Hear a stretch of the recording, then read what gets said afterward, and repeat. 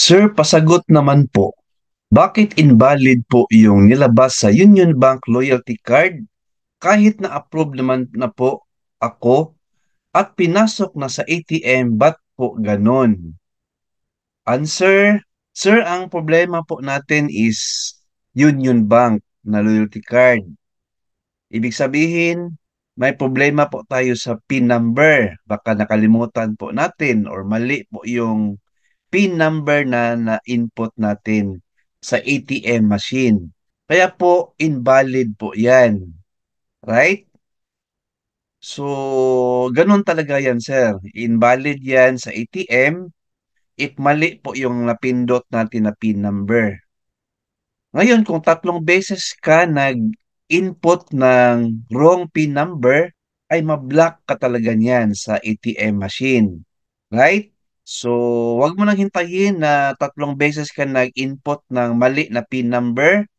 Ang gawin niyo po, sir, option 1, refer it to Union Bank. Proceed agad sa teller po and mag over-the-counter withdrawal po tayo. And itanong na rin po kung pwede kayo mag-change PIN number. And this time, i-note nyo po ang PIN number ninyo para next time na mag-withdraw kayo, hindi na nyo po makalimutan ang number at hindi na kayo makaranas ng invalid transaction. Option 2, punta kayo sa Pag-ibig branch, hingi kayo ng printout ng approval ng MPL ninyo at napasok pa ito sa loyalty card ninyo. I understand ang hingiin nyo po is certification from Pag-ibig branch na approve na po yung MPL ninyo at napasok pa ito sa Union Bank loyalty card. And yan po ang i-present ninyo or ipakita sa Union Bank po.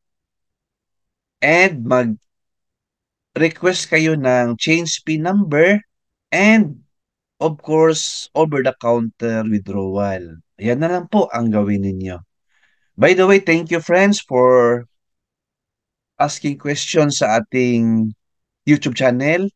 Yan po ang isang content ko sa channel ko. Apart from pag-ibig concern, GSIS concern, and employees issues and concern na sinasagot natin. Alright? Keep watching my YouTube channel. Please like, share this video, and subscribe my YouTube channel. Thank you, God bless, and 2 thumbs up.